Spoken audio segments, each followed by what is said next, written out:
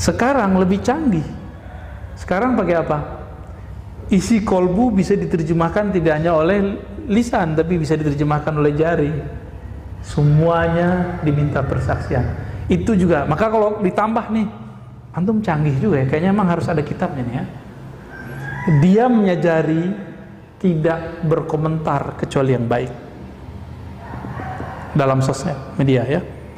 Jadi sumut, diamnya jari ketika dia tidak berkomentar, tidak memberikan tanggapan kecuali tanggapan itu baik, karena semuanya dipertanggungjawabkan di sisi Allah.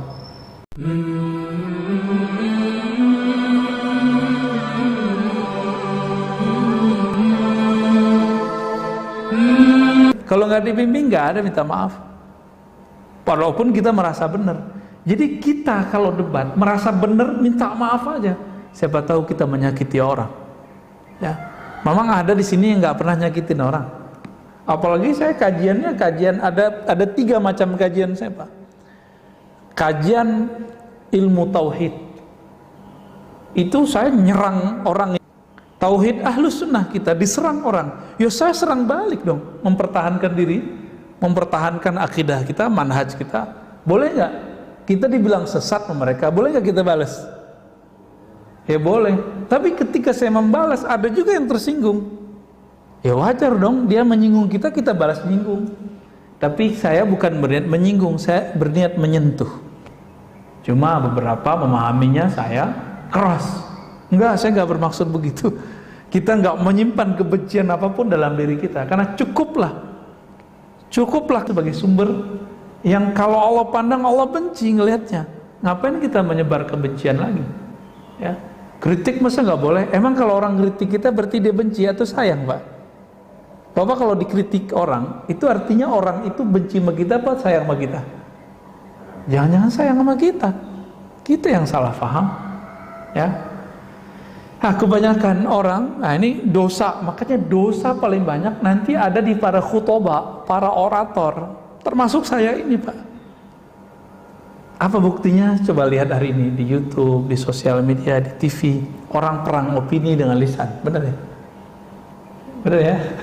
Semuanya, orang ngomong vaksin aja asal asbun bunyi, yang penting bunyi.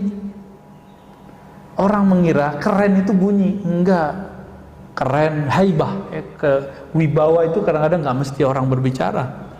Ya, tapi karena saya lagi didaulat berbicara, ya saya berbicara, Pak ya. Yang penting khutbahnya bukan lagi sholat ya. Ada kawan kita nanya, Pak, Ustadz, boleh nggak abis sholat kita baca alhamdulillah? Kan hadisnya nggak ada. Boleh nggak Ustadz, abis sholat kita buka handphone, abis assalamualaikum? Ya boleh, yang penting assalamualaikumnya udah dibaca. Ya, nggak apa-apa kan? Ya nggak apa-apa. Yang penting baca dulu assalamualaikum baru ngomong apa aja, guling-guling juga boleh. Ya. Wa qala sallallahu alaihi wasallam. Ya. Berkata baginda Nabi Muhammad sallallahu alaihi wasallam, hadis ini riwayat Tabrani, man kasura kalamuhu kasura saqatuh. Yang banyak ngomongnya, hati-hati, banyak sakatnya. Sakat itu kalam yang menjatuhkannya. Wa man kathura saqatuhu kasurat dzunubuh. Siapa yang banyak jatuhnya, salahnya, akan banyak juga dosa yang mengiringinya. Dzunub itu bahasa Arab artinya sesuatu yang akan berakibat di belakang hari. Itu. Wa man kasurat dzunubuhu kanat an-naru aula bih. Kalau sudah banyak dosa, ya neraka yang dikejarnya. Ini bukan panitia neraka, Pak. Nabi lagi ngingetin kita, hati-hati sama lisan. Lisan ini ujungnya surga atau ujungnya neraka, dua aja. Ya. Tapi sekarang orang hobi meneraka-nerakakan orang lain. Yang paling lucu itu, Pak, kajian antum yang di sini, tapi kajian saya itu dipotong, terus ada yang komen. Komen itu disampaikan ke saya. Komennya lucu, gimana komennya? Ini yang paling lucu bagi saya mau ketawa kalau dia komen begini. Saya bersaksi nanti di akhirat bahwa si orang ini, orang jahil ini, pembawa fitnah ini, dia telah bawa kedustaan. Kira-kira gitu maknanya. Dia lupa, nggak baca ayat. Kalau di Quran disebutkan setiap orang nanti dia nggak akan sempat Pak bersaksi, nggak akan sempat. Ya. Yang ada Bapak ketemu saya nih paling menghindar. Bapak ketemu saya pun menghindar. Kan Bapak ngira saya ini ustadz. Ustadz kan seharusnya nggak banyak dosa, tapi kan saya banyak dosa Pak. Dosa akal, dosa batin, banyak dosa saya. Ketika Bapak nanti mencari, jadi kan nanti orang-orang di akhirat tuh nyari backup, nyari syafaat. Karena nggak ketemu Rasulullah, cari guru. Bapak nanti nyari-nyari guru ntar. Gurunya lagi kesusahan. Semua orang nanti nyari Nabi Adam. Nabi Adam bilang dari surga. Kata Nabi Adam, cari Nuh. Nuh juga bilang begitu. Nuh mengatakan, dulu umatku aku doakan hancur. Datang ke Ibrahim. Ibrahim mengatakan, saya pernah bohong 2 kali. Bohongnya itu benar loh Pak, Nabi Ibrahim. Itu beliau merasa nggak bisa memberi syafaat orang. Sekarang mursyid sok-sokan, udah sering bohong, sok-sok bisa nyelamatin murid. Ustadz dengan jamaahnya sok-sok bisa menyelamatkan murid. Ngancem-ngancem orang dengan neraka. Nauzubillah min dzalik. Nauzubillah min dzalik. Nabi Ibrahim bohongnya benar. Itu beliau malu untuk membantu umat manusia. Lalu kita siapa? Dengan dosa-dosa yang kita lakukan setiap hari, melihat handphone, melihat dunia, melihat TV, mikir yang nggak benar, ngomong, komentar yang nggak jelas. Terus antum bisa mau selamatin orang? Ya, mau ustadz kayak, mau kiai kayak, mau habib kayak, sama. Sama semua. Hatta Nabi Isa, hatta Nabi Musa, apa kata mereka? Itu fa'tu Muhammadan, datanglah kepada Muhammad. Makanya Nabi Muhammad ngomong, Anal Fatih, akulah yang menutup. Maka muncullah salawat, namanya salawat Al-Fatih. Itu dari situ tuh hadisnya. Jangan dikira itu bid'ah ya. Salah satu salawat favorit saya setelah salawat Ibrahimiyah yang kita baca dalam salat ya, dalam tasyahud.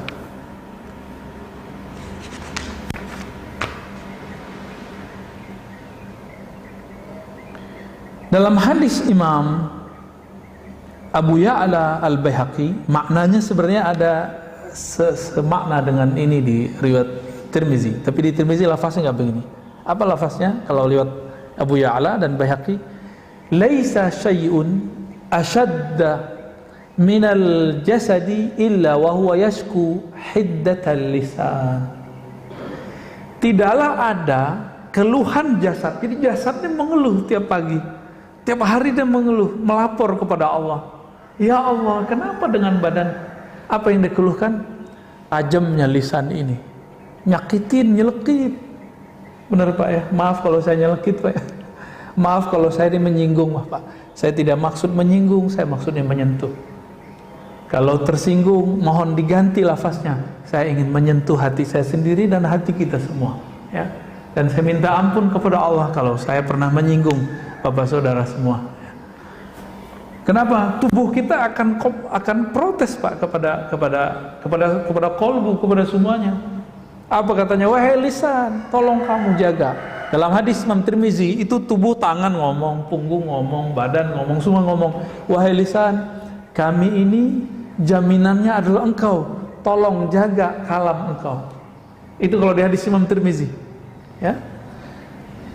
Maka hadis yang sering kita dengar, ini pedes sekali Rasulullah ngomong, man kana yu'minu billah wal yawmil akhir falyakul khairan aw liyasmut. Hadis sahih ya, hadis sahih Bukhari. Kalau kamu memang percaya kepada Allah, beriman kepada Allah, percaya kepada hari akhirat, maka katakan yang baik atau diam. Ini orang nih di masa pandemi ini ngamalin hadis ini aja beres Pak, sebenarnya beres ngurus negara. Tapi politisi kan nggak mau, dia ingin menari, ingin meraup suara. Ketika lagi kacau begini dia menarik ya, ingin komentar. Belum lagi buzzer ya, buzzer kita bingung nih, buzzer siapa nih, buzzer A apa buzzer B, sampai kita bingung Pak. Cuma saya alhamdulillah belajar juga fikih jurnalis. Itu kita tahu tuh ya, model-modelnya, dia arahnya kemana, tujuannya kemana. Jadi kalau ada buzzer-buzzer yang nggak saya tertarik, saya skip aja Pak, karena ujungnya sudah jelas ya. Baik. Rahimallahu imra'an sakata fasalima wa qala khairan faghanima. Ya. Ada suatu ungkapan dalam riwayat Dailami, rahmat Allah semoga tercurahkan kepada seseorang yang diam sehingga dia selamat, atau dia berkata yang baik sehingga dia mendapatkan manfaat ya. Man samata naja wa man najatu qala ihfaz alayka lisanak wabki ala khati'atik. Nabi SAW bersabda ya, cuma ini riwayatnya semakna dengan ada di riwayat Imam Tirmizi, siapa yang diam pasti selamat. Apa itu keselamatan wahai Rasulullah?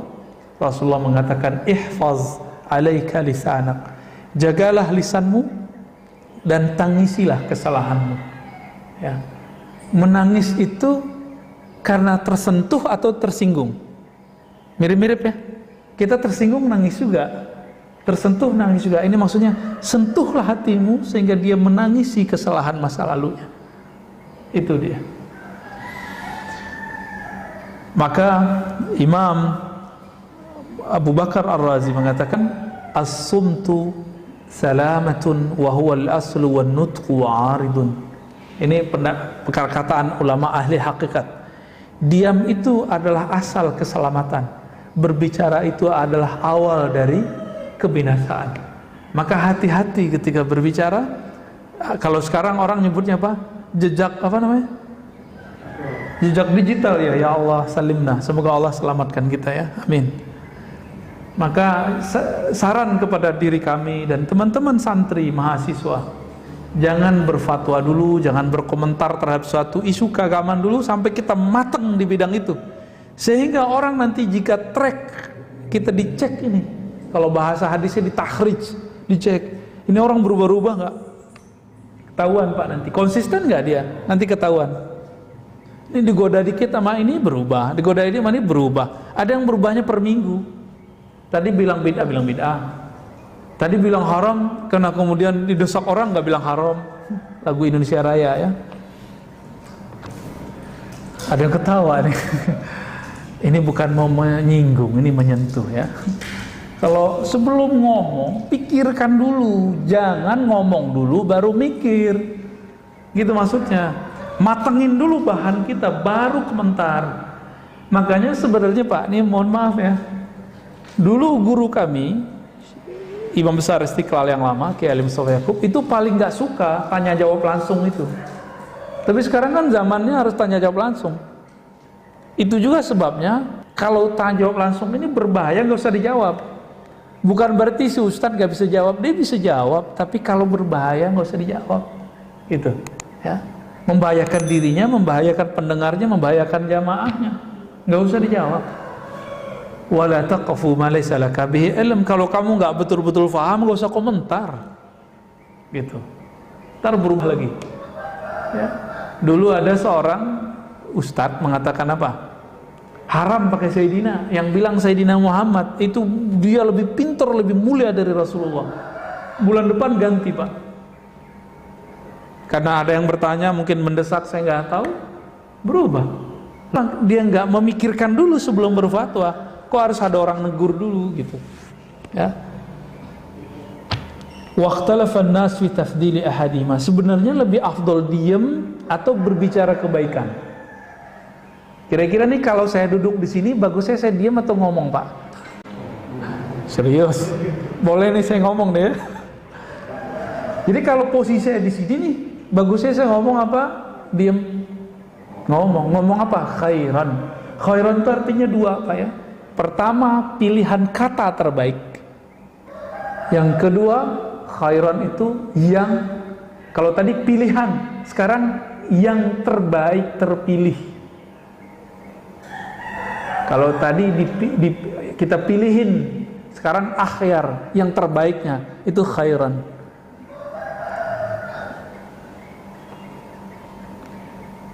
Wal asah anna kulla wahid minhum al-afdal min al-akhar fi ba'd al-mawadi' lakin al-muwaffaq man ya'rif mawdi' as-sumti wa mawdi' an-nutq ya. Jadi kadang berbicara lebih afdal daripada diam. Kadang diam lebih afdal daripada berbicara. Kapan berbicara lebih afdal? Kita sudah tahu. Misalnya nih kita lagi presentasi, masa diam doang? Bapak lagi ujian skripsi, tesis, disertasi, diam nggak? Atau harus jawab? Kata Pak Kiai, diam itu emas Ustaz. Saya ditanya, saya diam aja. Emang begitu? Enggak begitu juga ya. Berarti ada diam yang emas, ada berbicara yang intan mutiara.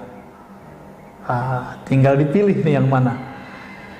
Imam Bishr al-Hafi, salah satu ulama Ahlus Sunnah, ulama salafus soleh yang sufi, beliau wafat tahun 227 Hijriah. 227 Hijriah. Ini jauh sebelum Imam Ahmad. Imam Ahmad 241 Hijriah. Ini sufi loh Pak. Jadi sufi itu salaf, muncul di zaman salaf.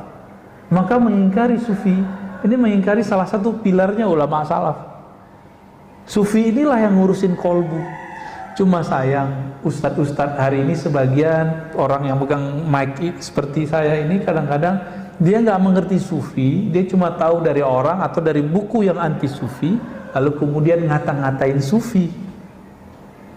Kalau Ustadz Harun sufi beneran, suka film film Korea Ustadz ya. Apa kata Bishr al-Hafi? Beliau meninggal hari Rabu ya, Muharram tahun 227 ya.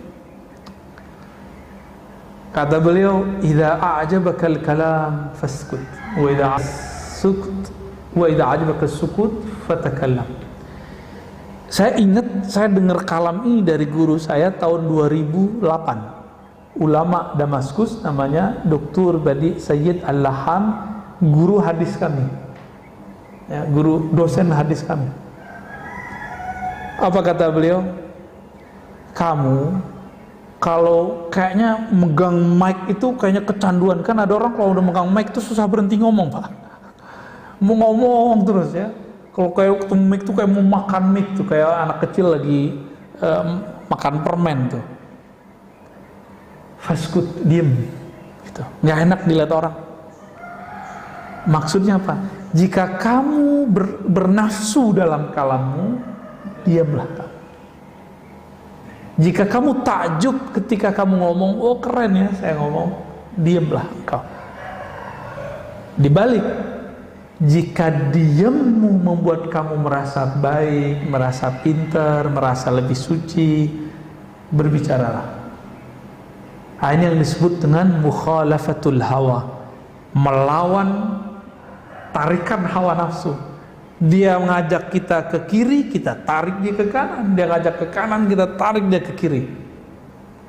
Contoh paling gampang, subuh barusan, maunya kan tidur Pak ya di rumah. Oke, sholat di rumah aja deh kan gitu. Nggak mau jamaah di masjid. Kira-kira nih sepakat nggak Pak? Imunitas kita naik kalau kita jalan kaki, benar nggak? Dan jalan kaki yang paling ringan pergi ke masjid. Jadi kita nggak ngerasa kita olahraga, tahu-tahu jantung kita udah kuat aja. Ya tinggal jaga jarak tuh ya susah amat. Oh saya Ustadz, saya di rumah aja. Ya di rumah aja kalau olahraga nggak apa-apa. Tapi kalau dia makan yang ada penyakit bertambah. Karena ada fil maidah. Penyakit itu banyak masuk lewat perut. Kemudian lewat nafas. Ya. Kalau kita kurangin dia, maka akan kurang resikonya. Kita bakarlah lemaknya dengan jalan kaki. Saya juga heran ya, kalau dokter yang ngomong biar jantung kuat no jalan setengah jam sehari, kok patuh gitu ya? Karena ingin tubuhnya yang mau hancur ini, yang mau dimakan cacing ini mau dimakan cacing.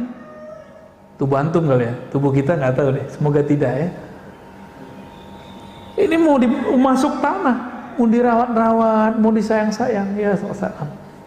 Ketika guru mengatakan, jamaah, nah, wahai murid, bangunlah jam 3, bangunlah setengah 4, sholat 2 rakaat. Nggak ada tuh, cuma 1-2 yang ngamalin. Minimal kalau enggak ya udah sholat witir 1 rakaat sebelum subuh berangkat ke masjid. Kalau enggak sholat di masjid karena mungkin lagi isoman atau karena takut PPKM, ya sudah sholat di rumah berjamaah dengan keluarga. Tapi siapa yang melakukan itu? Enggak. Ternyata kita lebih mendahulukan kalam-kalam dokter fisik daripada dokter rohani. Ya. Wa qala Luqman li ibnihi law kana nutqu fidda lakana sumtu zahaban wa laqad nadidtu ala al-kalam miraran wa lam andimu ala sukut marra wahidah. Luqman ini menurut Bapak ulama atau nabi? Nabi, betul Pak. Ini kalau saya ada kitab satu lagi saya kasih Pak. Wah, nggak ada satu kitab lagi nih, nanti lain kali lah aneh kasih kitab. Antum bisa bahasa Arab Pak? Mau Indonesianya aja ya? Kalau ya ini langsung dibawa, serius? Mau? Buat antum ntar nih? Mau? Udah punya. Kita kasih PDF aja Pak. Tuh, udah mulai innalillahi Pak. Ini boleh saran nggak nih? Kalau baca innalillahi jangan kayak gitu ya.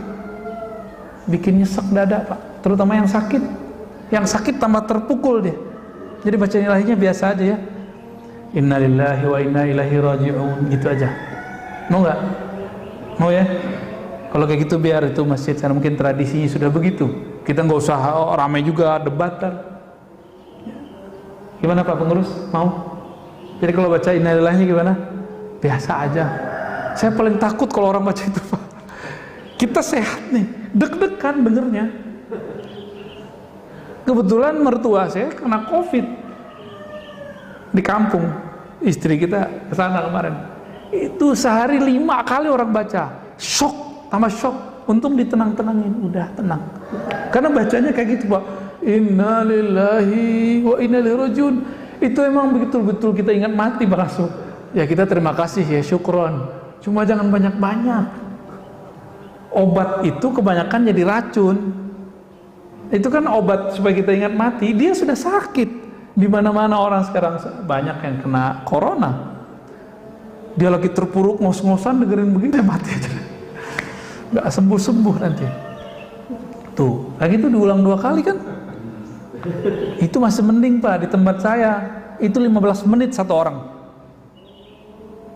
Disebutin keluarganya. Waduh, Masya Allah ya. Mending kalau meninggal 1, meninggal 5. Bisa 5 jam nih ngomong. Tapi begitu tradisi. Saya nggak akan mengingkari juga tradisi mereka. Tapi kalau masjid ini masjid orang-orang yang teredukasi dengan baik, ayo perbaiki ya. Kemarin-kemarin gimana? Begitu nggak? Enggak ya? Kalau perlu nggak usah diumumin. Zaman-zaman COVID Pak, nggak usah diumumin kalau perlu. Cukup lewat WA aja. Karena itu menyesakkan sekali untuk orang-orang yang sakit. Kalau bagi kita sih kabar penting, tapi kalau bagi orang-orang yang sedang sakit ini betul-betul menyesakkan dada bagi mereka. Ini bagian dari diem nih. Mohon maaf ya, bapak-bapak yang sering baca. Luqman sebenarnya beliau seorang nabi.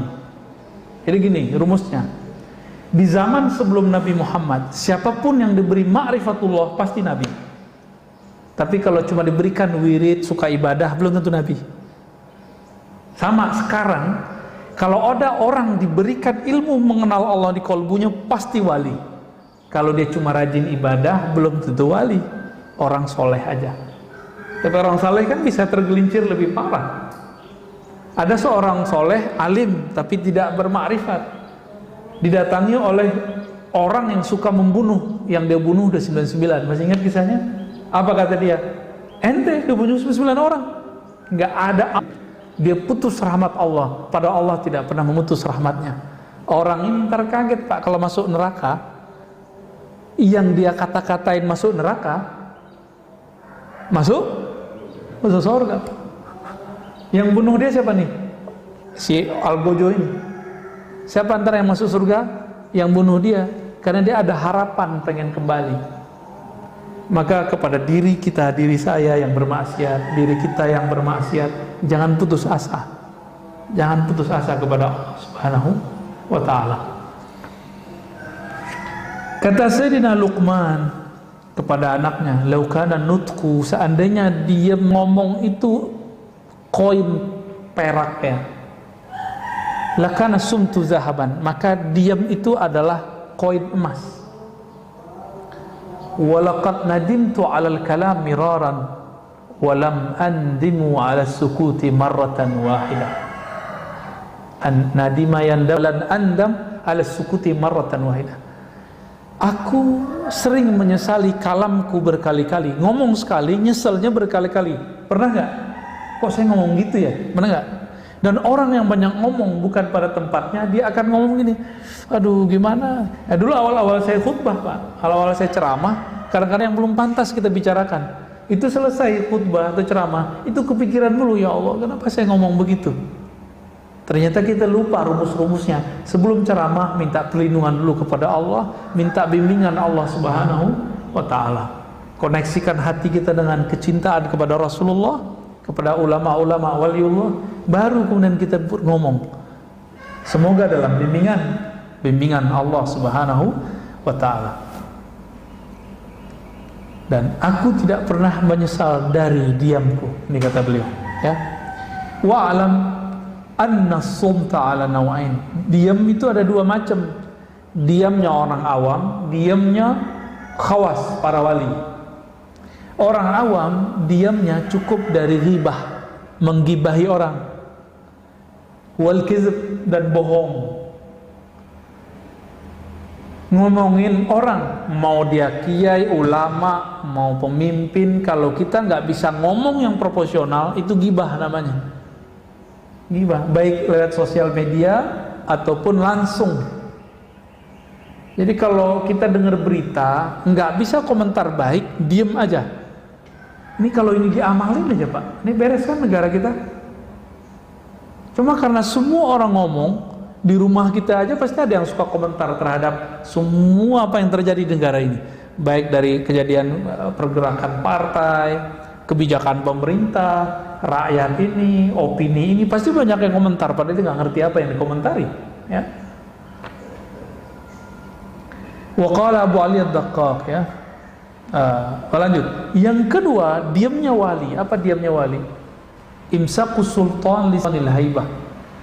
Menahan lisan di saat dikuasai oleh perasaan hebat, kagum. Ini kalau orang rapat atau pada rapat RT-nya ramai Pak. Jadi di saat ngomong itu kayak kita pengen dihargai orang, ya. Bapak rapat masjid nih, kita kalau ngomong tuh kayak pengen didengerin. Itulah sebabnya kita marah kalau kita ngomong orang nggak dengerin, bener gak? Kecuali Bapak ini guru ngaji, ya, murid-murid kita ajarin, dia berisik, boleh kita marah. Orang nggak senang ngomongin kita, lalu dia ngomong lagi, nggak apa-apa, biarin aja. Berarti ada nggak benar dari alam kita, ya. Wadzalika sumtu huwa min adabil hadrah, ya. Nah, kenapa? Karena rasa kehadiran di hadapan Allah, Rasulullah itu ada pada dekat apa tuh jauh Pak? Dekat, benar dekat. Serius, udah rasa belum? Kalau Allah dekat, kita kalau dekat dengan orang yang kita hormati, berani nggak ngomong sembarangan? Hei orang yang suka komentar macam-macam, kalau kita merasa dekat kepada Allah, Allah itu dekat kepada kita, berani nggak komentar sembarangan? Malu kepada Allah Subhanahu wa ta'ala, ya. Ini ilustrasi Pak, ya. Di UIN itu, saya kan kuliah di UIN dulu. Yang saya takuti kalau sama satu orang Pak, yang betul-betul kalau ngomong itu saya nggak susah untuk memotongnya dan menjawabnya pun super hati-hati. Itu Profesor Dr. Aziumadi Azra, guru kita. Kalau beliau ngomong atau nanya, itu jantung saya berdebar tuh dulu waktu masih kuliah. Waktu kuliah S3 sama beliau, itu jantung saya berdebar. Makanya waktu disertasi, saya minta pembimbingnya beliau, biar gak diuji sama beliau ntar. Ya. Itu sebenarnya Pak. Itu kenapa? Dan saya kalau di depan beliau nggak berani ngomong sembarangan dan nggak pernah berbicara tanpa data.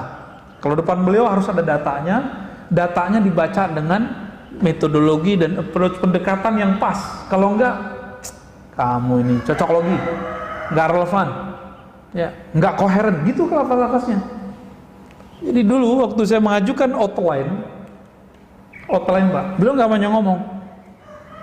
Saya nggak berani lewat sekretarisnya. Saking saya nggak berani ketemu beliau, Pak, nggak berani ngomong juga depan beliau. Kasih ke sekretarisnya, outline saya dicoret. Itu banyak outline sampai pendahuluan semua dicoret. Ketika kita baca, itu kayak dia ngomong. Jadi tulisan dia bagi saya udah sama kayak dia ngomong. Ngaco, gitu ya, nggak koheren, lompat-lompat. Langsung kita rombak. Dan saya cuma bimbingan sekali itu. Sampai akhir bab nggak perlu lagi bimbingan, karena seakan-akan beliau sudah ngomong. Wataknya kan begitu, nggak boleh ngomong loncat-loncat, nggak boleh nulis loncat-loncat, menggunakan metodologi yang pas. Selesai semua bab, 5 bab langsung kita kasih, langsung tanda tangan. Obat apa? Buah dari diem, nggak banyak ngomong. Ini kalau ada yang lagi kuliah, jangan banyak-banyak diskusi sama teman, langsung nulis aja, Pak. Loh kenapa? Kalau kebanyakan diskusi, kebanyakan bahan masuk, bingung menulis apa. Ya, menyendiri, beruzlah, ya, menyendiri kalau sudah punya tugas-tugas begitu. Maka diam itu boleh kita bagi diamnya lisan, yang kedua diamnya qalbu. Diamnya lisan dari mengatakan yang tidak benar, diamnya qalbu dari Allah Subhanahu wa ta'ala. Maka tadi ketika imam membacakan ayat, kolbunya diam nggak, Pak? Atau kolbunya jalan-jalan berisik? Atau kolbunya jadi juri? Wah, enak nih. Ah, nggak enak nih. Wah, panjang nih. Tuh berisik tuh kolbunya. Ya bener ya. Apalagi sholat Jumat pas siang-siang ya. Waduh, imamnya panjang-panjang baca surat Qaf. Kan sunnahnya baca Qaf, Pak. Itu 3 halaman loh, Pak ya. 3 halaman.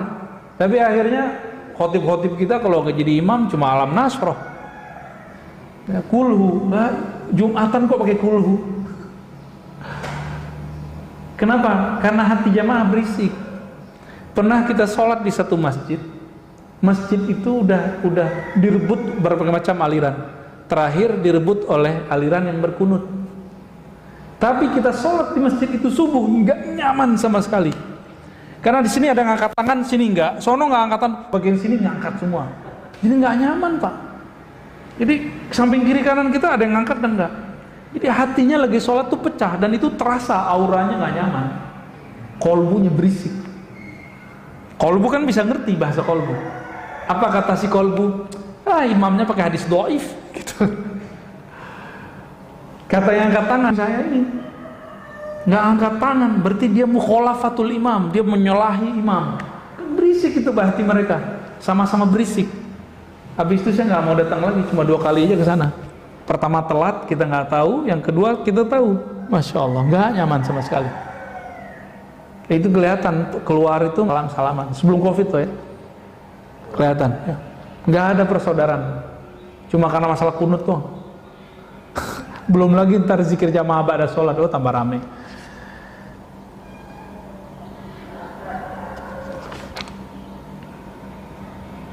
Marido, Pak. Ini bagian terakhir nih. Apa beda tawakal sama ridho? Tawakal itu sumtu qalbihi an talabi rizki. Orang tawakal itu dia ngerti Allah itu ngasih rezekinya, time-nya sudah jelas. Maka dia diam, nggak ngeluh. Sumtu qalbihi, diam kolbunya dari menuntut. Ini contoh, Bapak belum diam nih. Ustadz, saya udah doa, tapi kok belum dikabulkan, berarti kolbunya belum. Kapan ya? Berarti kolbunya berisik gitu. Kedengeran nggak sama telinga kita? Enggak, tapi kalau orang yang punya kolbu tahu. Kok bisa? Bukan ini tahu alam gaib, Pak. Kita kalau ada orang senang sama kita, kelihatan kolbunya terasa. Apalagi Allah kan memandang kolbu. Jika ada kolbu orang mengeluhkan, ya Allah, kapan ya Allah, kapan, itu bagi Allah berisik. Allah tuh nggak suka dengar. Betapa sukanya kita dengan hal yang berisik-berisik yang membuat Allah tidak suka itu. Ya. Jadi udah tawakal belum nih? Doa udah. Habis itu, habis doa, usaha udah. Kolbunya coba didiamkan. Jangan nuntut lagi, udah jalani aja. Lalu ridho apa di atasnya? Sumtu qalbihi an harakatil i'tirad. Kolbunya diam, tidak suka mengingkari, mempertanyakan, meragukan janji-janji Allah. Jadi Bapak ini kalau sudah ridho, udah ridho belum sama Allah nih? Nuntut corona selesai atau nuntut Allah ridho kita dalam corona? Pilih mana Pak? Corona selesai Allah nggak ridho, mati. Corona selesai Allah nggak ridho, atau pilih Allah ridho dalam corona ini? Pilih mana Pak? Maunya Ustadz corona habis Allah ridho, nanti Pak Imam Mahdi keluar lama. Kalau sekarang apa tuntutannya? Ridho nggak hidup di zaman Covid? Ridho. Oke, maaf, antum umur berapa? 43. Oke, Covid baru 2 tahun kan? Berarti 41 tahun nggak ada corona kan? Jangan lupakan itu. Bernostalgia nggak berangkat kerja macet-macet? Sekarang nggak kan? Nggak terlalu lah, dikit doang karena ada penyekatan. Jadi penyekatan ini aneh juga Pak ya. Orang biasanya lancar, ini malah jadi serba salah ya. Kitanya salah, entah mereka yang salah ya. Wah, ini masih banyak ini. Cukuplah ya. Al-arif idza takallama malak wal muhibbu idza takallama halak. Silakan diartikan sendiri yang bisa bahasa Arab. Ya, kira-kira itu Ustaz. Ada yang mau diskusikan? Tanya sebentar. Ya. Ucapan itu kan cermin dari hati. Ya. Kalau kita ingin mengelola ucapan kan harus mengelola hati. Tadi Ustadz sudah beberapa kali menyampaikan kiat-kiatnya, antara lain adalah positive thinking tadi. Terus kemudian tidak memelihara kebiasaan spontanitas. Kepikir ngucap. Yang ketiga tadi memperbanyak referensi dulu. Iya. Nah, kiat-kiat apa lagi yang bisa kita terapkan agar kita bisa?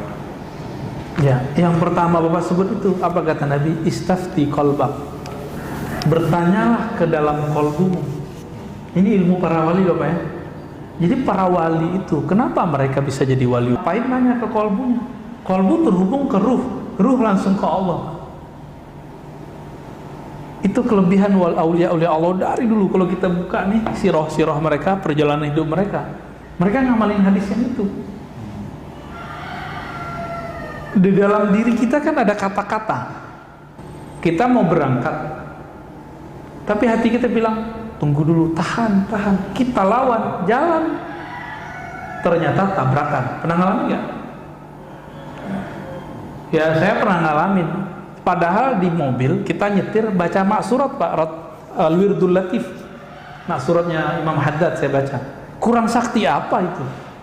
Al-Wirdul Latif sangat panjang, sama dengan maksuratnya Syekh Hasan Al-Banna, panjangnya sama.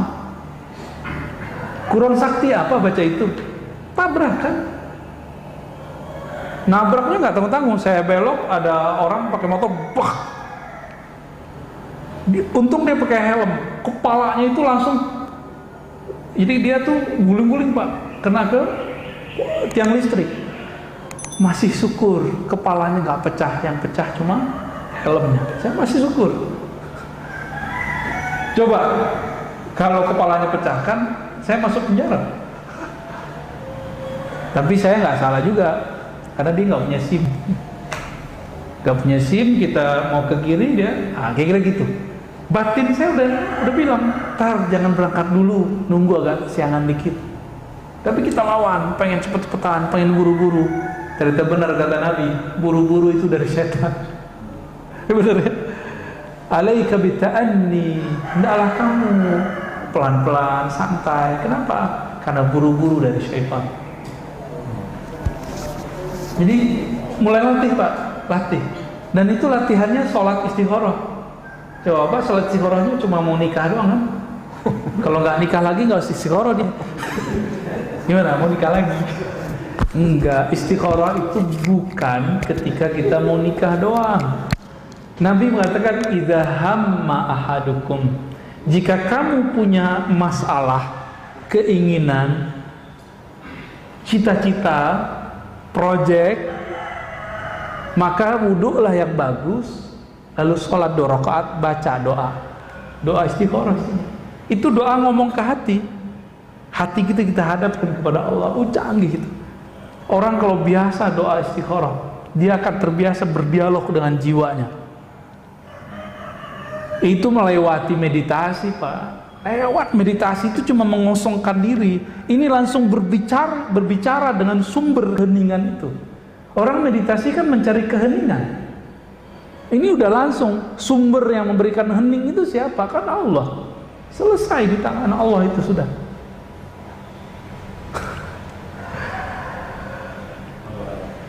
Ya, udah cukup. Waduh, antum mau nambah? Ya ini Ustaz, kalau dosa yang mulut itu kan dikalang kurang bagus ya. Nah, terus kalau jari itu gimana Ustaz? Sama nggak dengan Kalau kolbu itu punya makna, diterjemahkan oleh lisan. Karena dulu sosial media itu cuma ngomong. Orang Arab kan pakarnya ngomong, maka mereka bisa mengubah kalam dengan syair-syair yang indah. Sekarang lebih canggih. Sekarang pakai apa? Isi kolbu bisa diterjemahkan tidak hanya oleh lisan, tapi bisa diterjemahkan oleh jari. Semuanya diminta persaksian. Itu juga. Maka kalau ditambah nih, antum canggih juga ya. Kayaknya emang harus ada kitabnya nih ya. Diamnya jari tidak berkomentar kecuali yang baik. Dalam sosial media ya. Jadi sumut, diamnya jari ketika dia tidak berkomentar, tidak memberikan tanggapan kecuali tanggapan itu baik. Karena semuanya bertanggungjawabkan di sisi Allah. Itu berbicara juga tuh. Canggih emang sekarang ya. Kalau Nabi Musa hidup tuh, Nabi Musa juga bingung. Ini kalian bisa ngomong jarak jauh ya? Bisa jarak jauh kita ngomong. Bisa komentar jarak jauh kita. Makanya Nabi Musa pengen jadi umat akhir zaman. Kita nggak pernah minta kan? Pernah minta nggak dulu? Nggak inget ya? Sebenarnya kita pernah minta, tapi di alam lain. Ya, ada Ustaz Harun. Ya, dibacain, silakan. Izin nanya Buya, karena kita tidak boleh zalim terhadap siapapun, bahkan diri kita sendiri. Pertanyaan, bila kita merasakan keinginan untuk minum khamar atau maksiat, bila kita hindari ini, malah zalim. Maksudnya apa itu? Kita nggak mau zalimin orang. Terus? Ya, izin nanya Buya, karena kita tidak boleh zalim terhadap siapapun, bahkan diri kita sendiri. Pertanyaan, bila kita merasakan keinginan untuk minum khamr atau maksiat, bila kita hindari ini malah zalim. Ya, nanyanya polos banget ya. Ya, bagus. Jadi ada konsep sebagian orang, zalim itu tidak mengikuti keinginan, bukan. Zalim itu lawan dari keadilan. Keadilan itu menempatkan sesuatu sesuai tempatnya, fitrahnya. Kita difitrahkan nggak maksiat? Difitrahkan nggak? Diperintahkan nggak untuk minum khamar? Maka di saat ada keinginan itu kita nggak penuhi, emang kemudian jadi zalim? Enggak, justru kalau kita ikuti itulah yang zalim. Ini contoh yang sering saya pakai. Anak kita umur 10 tahun minta beliin motor, dia pengen pakai motor. Bapak kasih atau bapak tahan? Zalim ketika bapak menahan, duit ada padahal. Itu zalim atau adil? Jadi keadilan itu tidak mesti dengan memberi ke semua keinginan. Keadilan itu kadang bisa dengan menahan satu pemberian.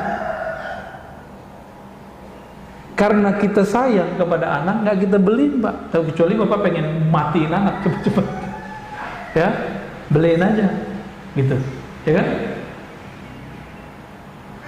Ilustrasinya dapat.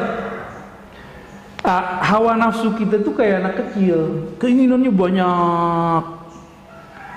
Kalau belum sampai saatnya, jangan dikasih. Kalau khamar kan di sorga doang. Kalau maksiat, ada sesuatu yang dia tidak maksiat jika sudah akad, misalnya makan punya orang haram, tapi kalau sudah beli nggak haram, gitu, ya. Dan lain-lainnya contohnya, ya. Wallahu a'lam. Ada lagi Ustaz? Satu lagi Ustaz katanya.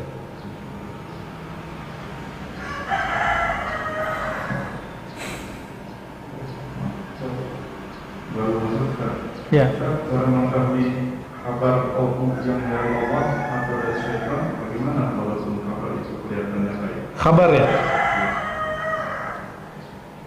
Gimana pertanyaannya? Memahami kabar yang masuk ke kolbu dari Allah atau bukan? Oh, oke. Baik. Kolbu yang berzikir kepada Allah pasti yang masuk ke dalamnya nur. Tapi kolbu yang isinya kelalaian kepada Allah pasti masuknya dari syaitan. Maka perhatikan di saat sinyal-sinyal itu masuk, kita lagi zikir atau kita lagi mikir. Kita lagi zikir atau lagi mikirin dunia. Kalau lagi mikirin dunia, walaupun casingnya casing akhirat, itu tidak baik. Jangan diambil. Ya. Itu indikatornya. Dari mana itu? Dari hadis Imam Ahmad, hadis Imam Tirmizi. Setan itu dan malaikat mempunyai belalai khusus ke kolbu. Jika dia zikir, maka belalai malaikatlah yang ada, sayap malaikatlah yang muncul. Jika tidak, maka belalai si iblis syaitan lah. Bukan belalai lagi ya. Kalau lagi banyak nyamuk nih, kenapa nih? Dia kan bisa nyuntikin tuh. Suntikan itu tuh apa namanya tuh? Sumut. Itu sumut. Jadi sumutnya syaitan itu bisa nembus ke kolbu kalau kolbu tidak ada pertahanan namanya zikrullah. Ya. Karena kita tidak mampu zikir setiap saat seperti baginda Nabi, maka kita minta perlindungan kepada Allah pagi dan sore. Apa perlindungannya?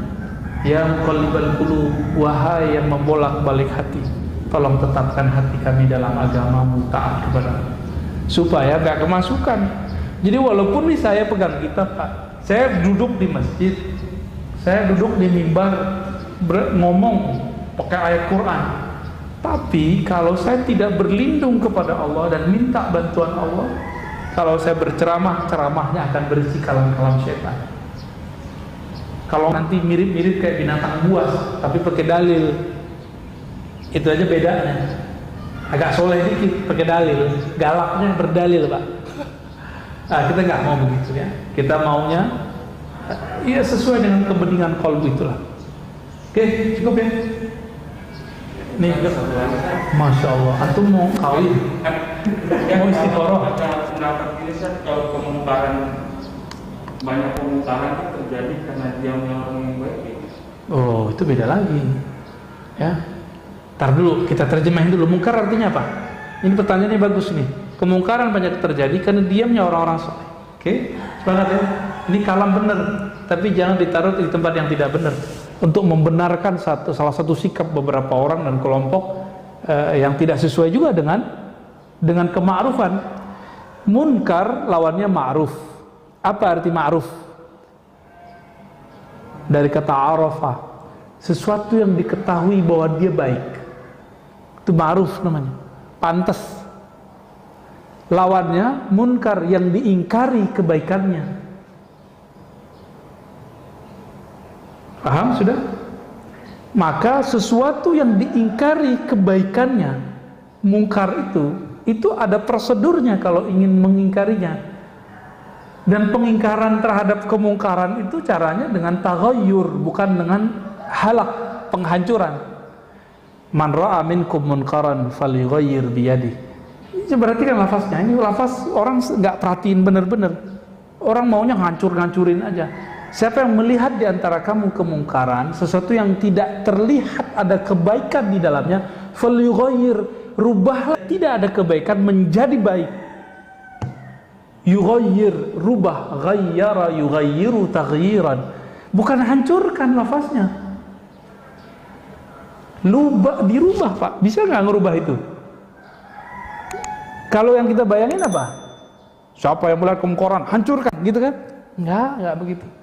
Kemungkaran itu yang dirubah kemungkarannya atau pelaku kemungkarannya. Antum nih, ada tempat orang mabuk-mabukan, terus hancurin botol-botol. Emang begitu? Enggak begitu. Yang minumnya dan yang punyanya yang dibenerin. Itu yang disebut yughayyir, merubah. Gimana caranya supaya orang berubah tapi dia nggak tersinggung dan dia nggak merasa tersiksa? Itu yang disebut ma'ruf. Makanya jangankan ayat hadis tadi ya. Di surat Luqman, ketika ada orang tua kita yang berbeda keyakinan dengan kita, apa kata Allah? Wasahibhuma fid dunya bil ma'ruf. Bersahabatlah, sikapilah, tanggapilah orang tuamu yang beda keyakinan itu dengan ma'ruf. Dengan yang sepantasnya, yang menurut orang baik. Anak kalau ke orang tua gimana bagusnya? Ma'ruf namanya. Itu artinya ma'ruf. Jadi ini hemat kita nih ketika merenung Nabi SAW. Siapa yang melihat kemungkaran yang tidak ada nilai kebaikan di dalamnya, maka rubahlah. Falyughayyirhu. Siapa yang dirubah? Pelaku kemungkarannya. Kecuali sudah mentok, baru dia nggak mau, baru kemudian menggunakan kekuatan kekuasaan untuk menghancurkan tempat itu. Dan kita lihat ya, di apa namanya, Gang Doli dulu ya di Surabaya. Itu caranya kan sangat ma'ruf. Orang-orangnya diberikan skill, nggak ada pengusiran, penghancuran, nggak ada. Digiring-giring, diseret-seret, nggak ada. Bubar dengan baik, dengan ma'ruf, gitu. Ada seorang wali masuk, Pak, ke tempat lokalisasi itu. Dia pesan perempuan paling cantik. Dia pesan kamar paling mewah. Di tengah-tengah, jadi dicari mana-mana tempat yang tengah. Masuklah ke kamar berdua sama yang cantik itu. Dia wali nih, penyamar. Sampai di dalam, dia nggak pegang, nggak sentuh sama sekali sih. Kalau kita langsung serobot kali Pak ya. Iman kita lemah Pak, nggak kuat kita. Cuma wali-wali tertentu yang bisa. Malah dia sholat. Dia sholat 2 rakaat, bermohon, nggak tahu apa yang diminta. Habis itu dia keluarkan uang, tambahan tips, padahal tadi udah dibayar. Tambahan tips yang gede sekali untuk si perempuan. Perempuan itu bingung, kenapa saya jadi jamaah? Malah nangis. Apa saya jelek? Enggak, kamu nggak jelek, kamu cantik. Tapi saya dapat tugas di sini. Akhirnya perempuan itu minta dinikahi. Yang nggak dinikahi, dia kan cuma tugas doang. Tugas untuk sholat di situ. Nggak lama setelah itu bubar itu Pak, lokalisasi. Itu namanya ya, cara yang ma'ruf. Habis itu Allah ilhamilah orang-orang yang berkuasa di tempat itu, lalu mendapat kekuatan yang nggak tahu datang dari mana, lalu bisa menghabiskan orang-orang yang atau berkomunikasi dengan baik dengan backing-backingnya. Udah terpinggirkan semua. Tuh cantik, nggak ada korban, nggak ada yang menderita. Walaupun kemudian ada yang teri-terinya ngeles ya, dia balik lagi ke dunia hitam. Ya, di dalam kalbu kita ada kehitaman, nggak usah tuduh-tuduh orang hitam lah. Ya. Itu ma'ruf. Jadi yang dirubah siapa? Orangnya. Hancurin bangunannya, orangnya nggak dibenerin. Dia buat bangunan baru nggak? Gitu. Itu maknanya. Jadi jangan senang dulu untuk kita masuk gerbek ini gerbek enggak. Saya nggak sepakat itu ya. Dakwah kita dakwah yang belayin kata Nabi, dengan kelembutan, lembut tapi jelas, lembut tapi menyayatnya halus. Semoga dakwah-dakwah kita diridai oleh Allah Subhanahu wa taala, dan dai-dai, ulama-ulama yang sedang berjuang Allah ridai, Allah ampuni jika salah, Allah bimbing kepada jalan yang diridhoinya. Amin ya rabbal alamin. Subhanakallahumma wa bihamdika asyhadu an la ilaha illa anta astaghfiruka wa atubu ilaik. Allahumma shalli ala nabiyyina Muhammad. Assalamualaikum warahmatullahi wabarakatuh.